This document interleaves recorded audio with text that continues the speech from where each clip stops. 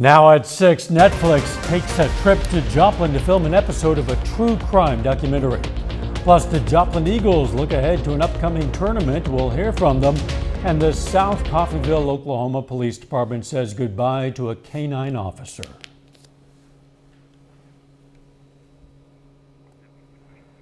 The Kansas Bureau of Investigation and the Neosho County Sheriff's Office are investigating after a woman was found dead at a rural residence in Chanute, Kansas.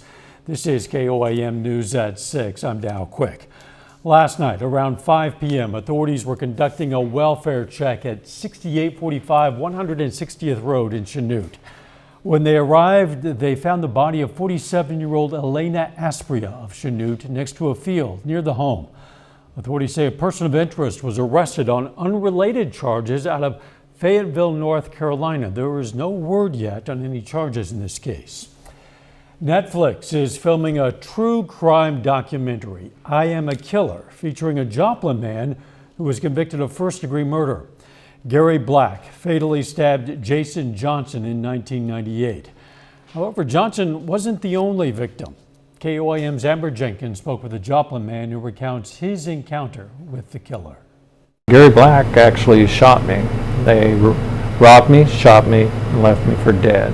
Jackie Clark Sr. was robbed and shot by Gary Black near I-44 in Joplin when he was 18 years old. I knew just to lay still, real still, because I could feel the blood running out of me, out of my back, and you could stick almost like 3 fingers in my back. The encounter left Jackie with lifelong scarring and health issues. I lost part of my lung, half my lung, spleen, hit my pancreas real hard. They was really worried about it, perforated it really, really bad, but it did heal. Took a lot of intestine out, so I got real bad scars, so, but I had strong will to live. Even his children lived in fear due to Gary Black. And I never saw what he looked like until probably 14 years ago or so, but I just had this mental image of him, and I would have all these nightmares where his face was in that window. It was like a... Netflix's season 4 of I Am a Killer will premiere on December 21st. Let's check in with Doug Heddy for a first look at the weather. Well, we are going to be watching rain kind of marching into the region as we go through the evening hours. It's been cloudy. It's been dreary again for us today. Upper 40s to lower 50s in our southern counties. But look at the rain increasing outside, especially northeastern Oklahoma, northwest Arkansas, and then trying to get into the metro. And this is what we're going to see as we go through the next several hours. You can see showers through Cherokee County, all the way back toward Bartlesville, over toward Grand Lake, and then into Benton County. But all of this moisture is going to continue to work in as we go through the next several hours. You can see our rain chances shooting way up, 8 p.m., 10 p.m., midnight, 2 a.m., then slowly tapering off as we go through the daytime hours tomorrow. So through the rest of the evening, we hang out, upper 40s, rain increasing. We'll have more about that here in just a bit. We'll catch you soon.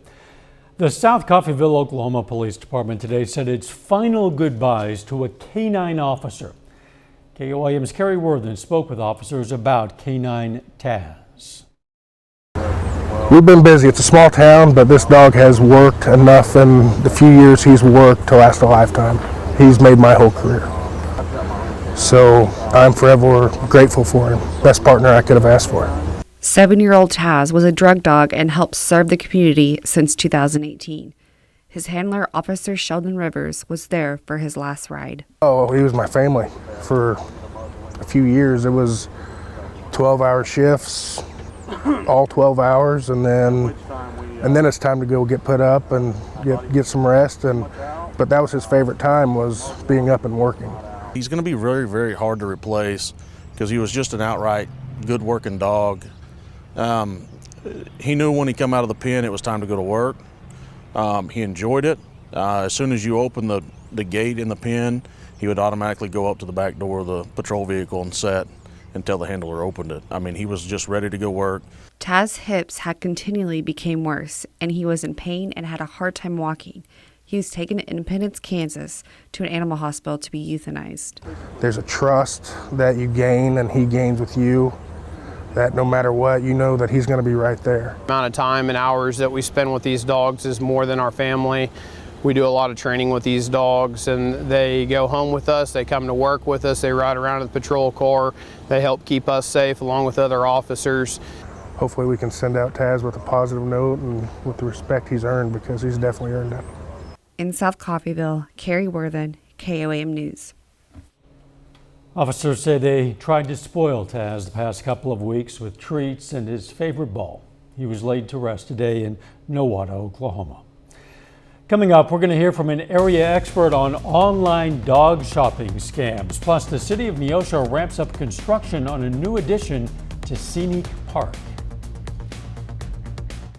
The number of pet scams have declined nationwide, apparently, but it's not all good news. According to the Better Business Bureau, the amount of money lost to those scams is increasing.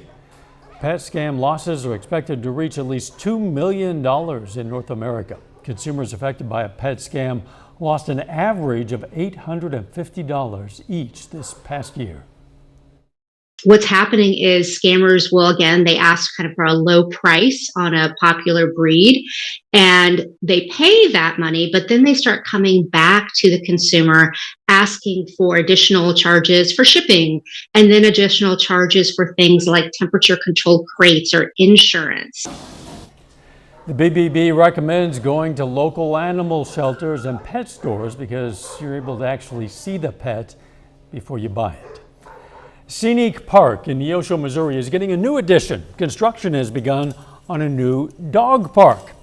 The city paid more than $17,000 with a separate $15,000 donation for the fencing and some features. Those features range from cones the dogs can run through to a bridge for dogs, a bench for grooming, even dog watering stations. The dog park has been an addition that a lot of visitors have been asking for. People that utilizes the parks walking their dogs, and they're on leashes, and we have been it has been requested and it have been reached out to us from the community that they would like to have a dog park somewhere where they can just turn their dog loose and play, throw a frisbee, a ball around, and where their dog can just not be on a leash. The Parks and Recreation Department also applied for a $25,000 grant to add more features.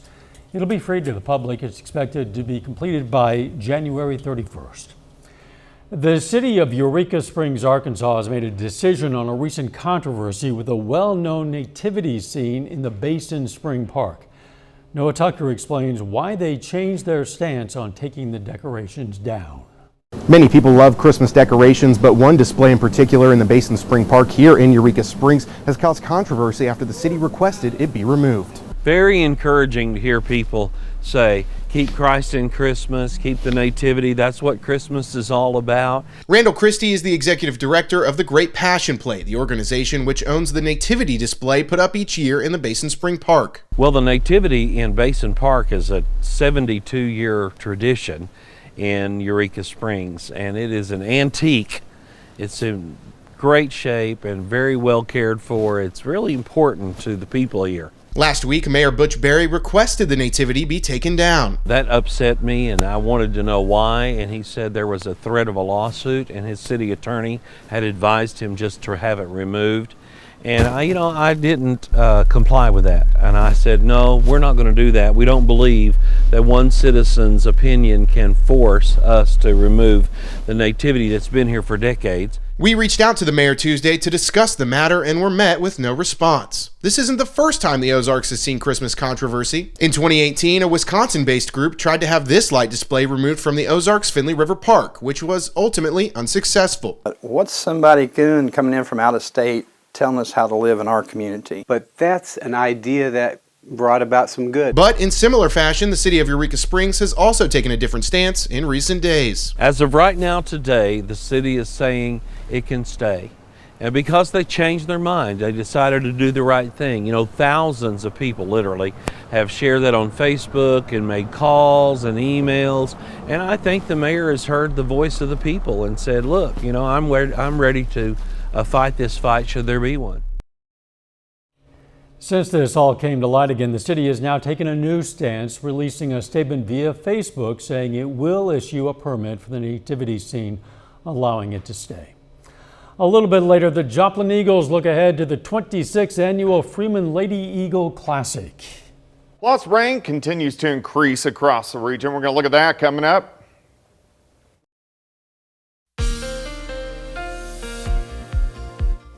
Well, it definitely turned out to be another dreary day for us today. Temperatures, they kind of stuck right around 50 degrees most of the day, but rain's increasing across the region. This is what we're going to continue to see as we go through the evening hours. Look at the showers, even a few random little thunderstorms embedded in, stretching all the way back through central Oklahoma, western Oklahoma. All this moisture is working up along I-44 heading into the region, so rain is increasing now through the metro, down through southwestern parts of Missouri, Arkansas, and then into northeastern parts of Oklahoma. So we do have light rain from Carthage along 49 north, and then here's 44 southwest. We got light rain back through Cherokee County. If we go a little bit farther west, a few little showers starting to be picked up. Independence into Coffeyville. Let's go into Oklahoma from Bartlesville, Nowata, over toward Veneta. We have some light showers, and then right up the turnpike through Miami. Picking up a little bit in Grand Lake, also southern parts of McDonald County, and then down through Benton County. And this is going to be the trend as we go through the rest of the overnight hours. Look at all this moisture heading right toward us. So through the evening, periods of rain, we're going to hold steady, upper 40s. Look at these chances going way up through the overnight. Here's midnight, here's 2, here's 4, and then slowly tapering off as we go through the daytime hours tomorrow. So periods of showers, maybe an embedded little thunder shower.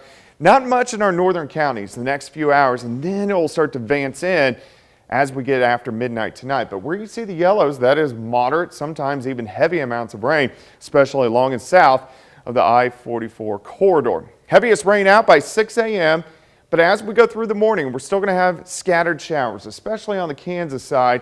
And then once we get into the afternoon, hit and miss light showers moving into southwestern Missouri. If you live south of I-44, once we get to the morning, most of your rain is going to be gone. Hit and miss light showers continue tomorrow evening, and then most of this is going to be out of here by Friday morning, and then we'll wait for our next wave to roll in. So rainfall amounts, least amounts, northern counties, maybe 1/4 of an inch. Once you get down Pittsburgh, 1/2 an inch, Joplin, maybe 3/4 of an inch, and then some isolated areas pushing 1 inch amounts. 52 to start, 59 by noon, 61 by 5, and that should be our high.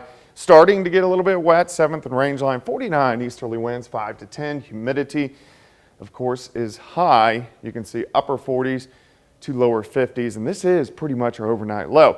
So once we get this wave out, here's our next wave for late Friday. Here's our next wave for next Monday and Tuesday. So Friday looks okay, but look at the rain. It spreads right back in Friday night into Saturday morning. Then we get a break on Sunday, and then by Monday, rain reloads, thunderstorms Tuesday, and may even end with a little bit of snow. So a lot to watch over the next week. 61 tomorrow, 55 Friday, 54 Saturday. Sunday looks good, 57. Rain right back in on Monday and Tuesday. A lot of kind of messy days in the forecast. It's very typical for getting into our active season again. I guess so. Thanks, Doug. Still ahead, the Pitt State Gorillas hit the road for an MIAA doubleheader against Newman. And we're going to hear from Webb City head football coach, the legendary John Roderick, on his decision to retire after 26 years leading that program.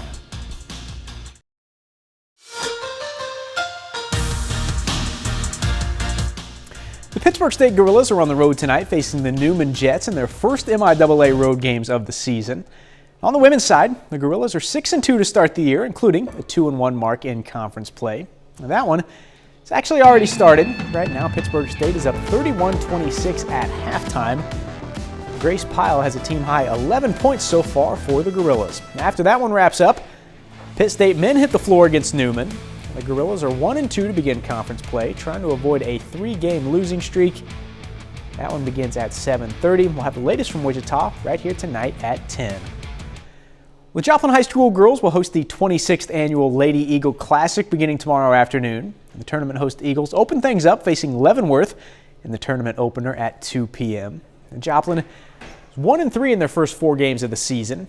Last time out, though, they got their first win of the year, beating Pittsburgh 42-37. Now, tomorrow's game should be a great atmosphere for Joplin, with the school dismissing all of its students to be there to cheer the team on.